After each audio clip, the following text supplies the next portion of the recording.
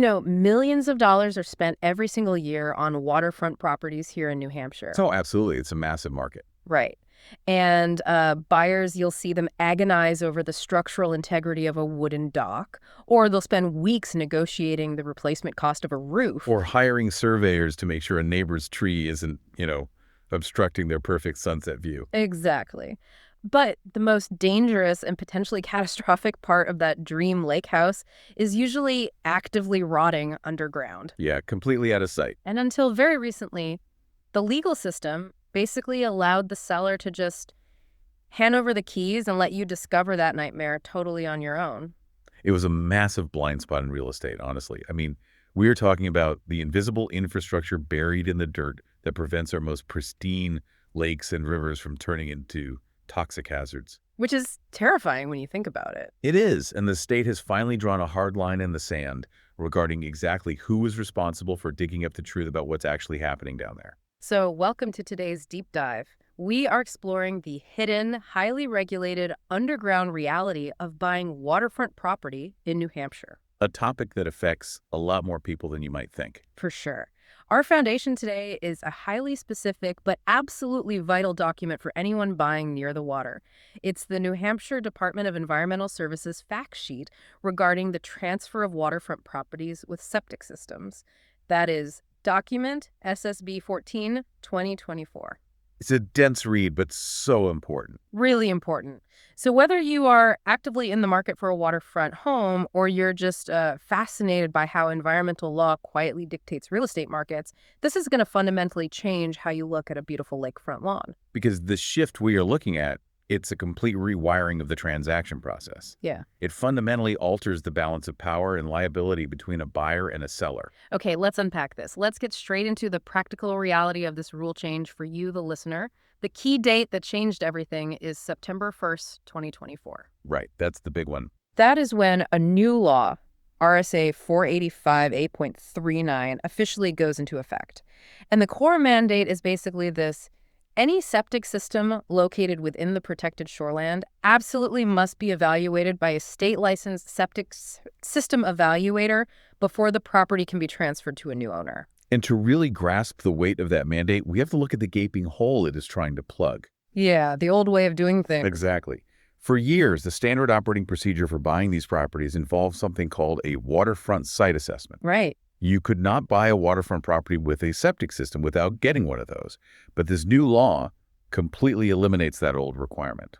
The site assessments are dead, and they have been replaced entirely by these new, much more rigorous evaluations. I want to visualize the difference here because the old site assessment was, frankly, incredibly deceptive. Oh, highly deceptive. It's like relying on the old system was essentially like checking if a premium expensive coffee filter fits perfectly into your coffee maker. Okay, I like that. But never actually bothering to check if the machine's internal pipes are clogged with mold and actively leaking all over your kitchen counter. That is exactly what it was like. Under the old rules, they were simply looking at the soil capacity of the lot.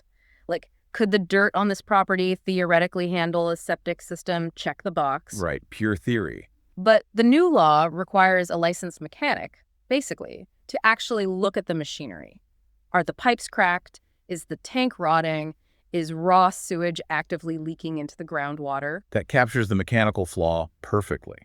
The state finally acknowledged that measuring the theoretical capacity of the dirt is completely useless if the actual hardware buried in that dirt is failing. Makes total sense. But what's fascinating here is that the secondary shift in this law is arguably even more disruptive to the real estate market. Oh, the liability aspect. Yes, the burden of this new intensive evaluation does not fall on the seller to prove their system works. It falls squarely on you, the buyer.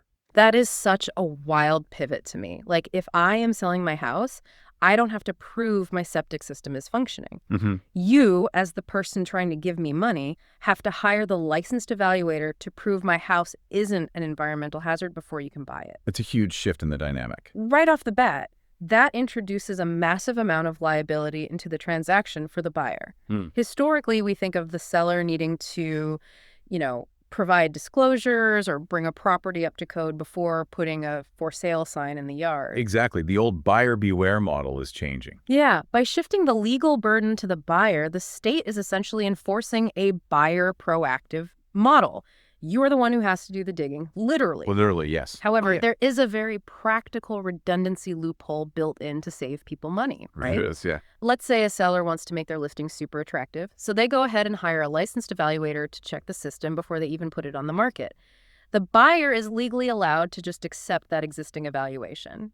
Which is great. Yeah. You don't have to hire your own evaluator to do the exact same test all over again. Right. It prevents redundant checks. And it saves both parties a couple of weeks during the closing process, which anyone who's bought a house knows is huge. Oh, absolutely. But we should look at why this massive disruption was deemed necessary in the first place. The real estate market was flowing smoothly, houses were selling. Why cause this bureaucratic headache?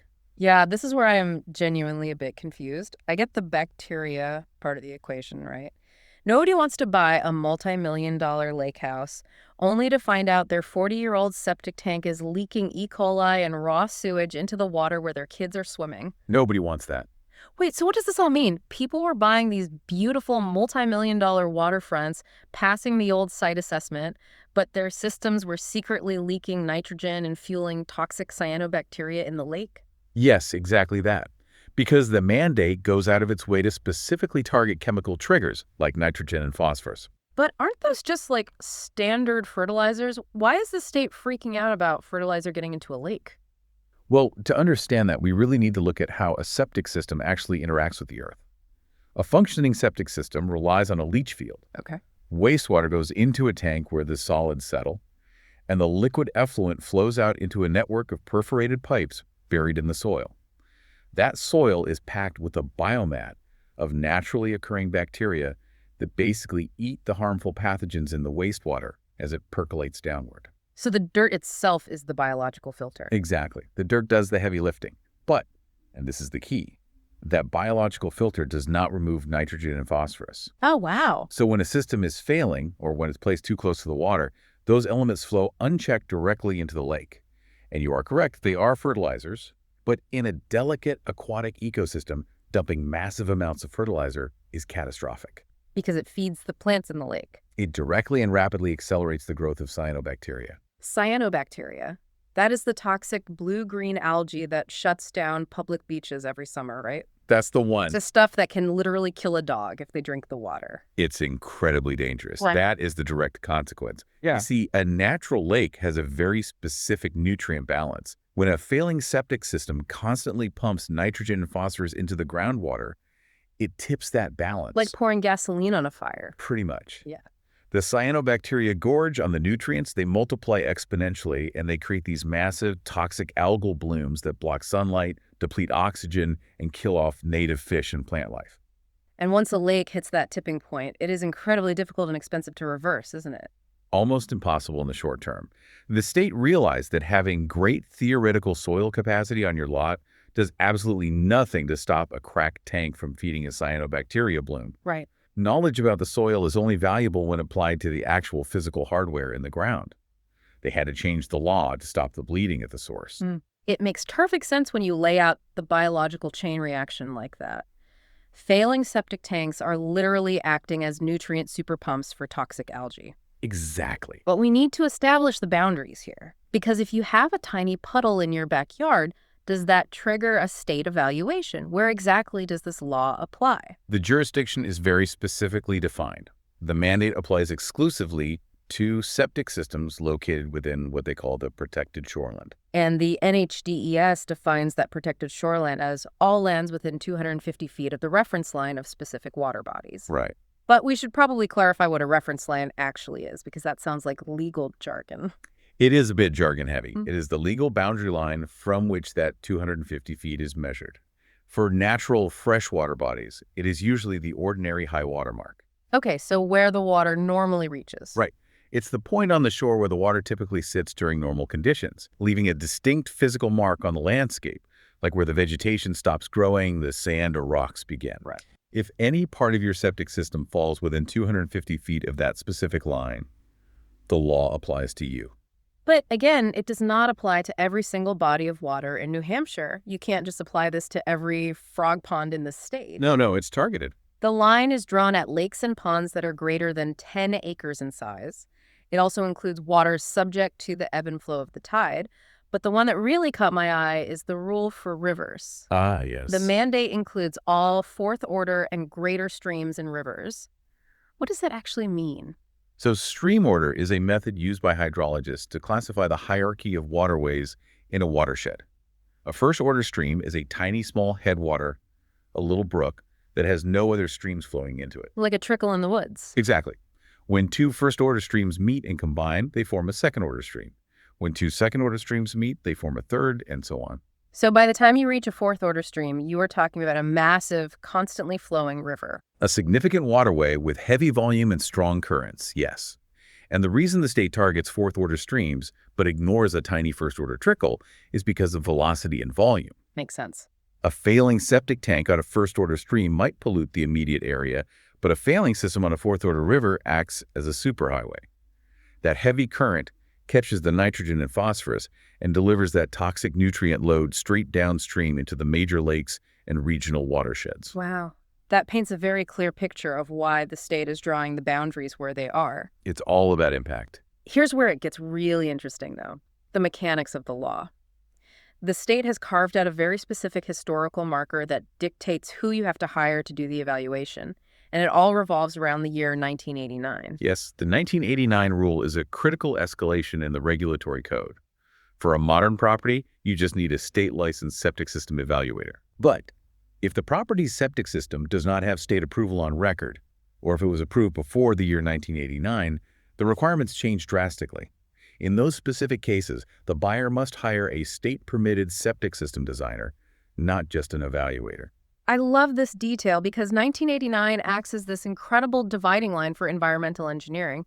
Prior to 1989, we simply did not hold these underground systems to the same rigorous standards of testing. Not even close. The engineering philosophy back then was basically just make the water go away. Pretty much out of sight, out of mind. Yeah. The scientific understanding of groundwater interaction evolved significantly around that time. In 1989, the state fundamentally updated the requirements for septic system designs. What changed exactly? They started demanding much more thorough evaluations of both the soil composition and the water table beneath the site. The older a system is, the less the state actually knows about the environment it was blindly placed into. That's a scary thought. It is. So a permitted designer has a completely different level of engineering expertise compared to a standard evaluator. The text specifically notes that designers have the knowledge to determine the system's elevation relative to the seasonal high water table. Yes. Why is measuring that exact elevation so crucial for these older pre-1989 systems? We have to go back to how the biological filter works.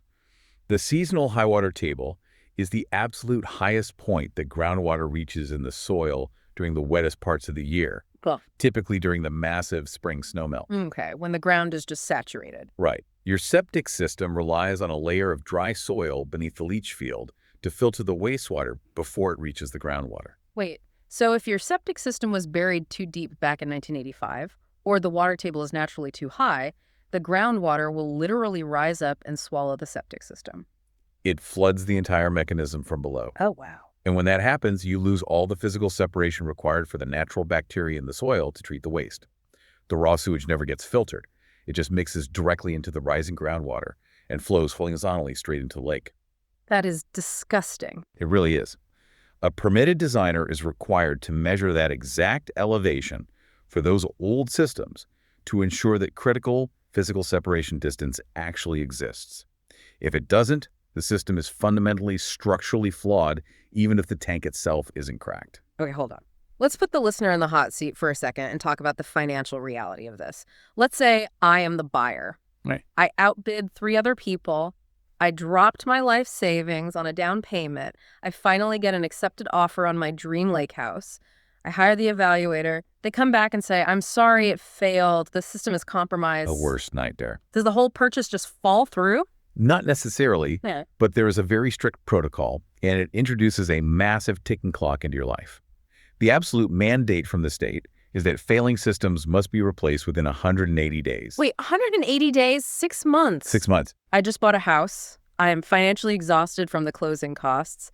And now I have 6 months to magically produce $20,000 or $30,000 for an excavator to come tear up my new front lawn. No wonder the state wants buyers to proactively check this before they sign the final paperwork. That is a financial nightmare. The financial burden is immense, which is why uncovering this during the negotiation phase is so critical. You want to leverage that failure to lower the purchase price of the home before you buy it. Oh, obviously. You'd ask for a massive credit at closing. Exactly. However, from a purely logistical standpoint, the state does recognize that replacing a septic system involves heavy machinery, engineering permits, and digging massive trenches. The law does allow for extensions of up to an additional 180 days, but strictly for circumstances beyond your control. Adverse weather conditions and closing date delays are the main examples given in the text, which is a practical necessity. Oh, absolutely. If you close on a house in New Hampshire in late November, you literally cannot dig a new septic leach field in January when the ground is frozen solid under 3 feet of ice and snow. The weather extension is the only way the law functions in a New England climate. But this raises an important question regarding the administrative burden placed on the buyer when a failure occurs. There's more paperwork. Oh, yeah. If the system fails the evaluation, the buyer is required by law to authorize the evaluator to notify the NHDES and the local health officer of the failure. Wait, you have to legally authorize them to report you to the state authorities? You are self-reporting a massive toxic infrastructural failure on a property you don't even technically own yet. That is wild. And the red tape doesn't end there. Once you actually spend the money and get the system replaced within that window, you, the buyer, must notify the NHDES and the local health officer again to close the loop. It is an incredible amount of paperwork, but I guess from a broader public health perspective, tracking these replacements is the only way the law actually works. It is. Without that closed-loop notification system, properties could just change hands. The buyer could casually promise to fix the leak and then never follow through because it's too expensive.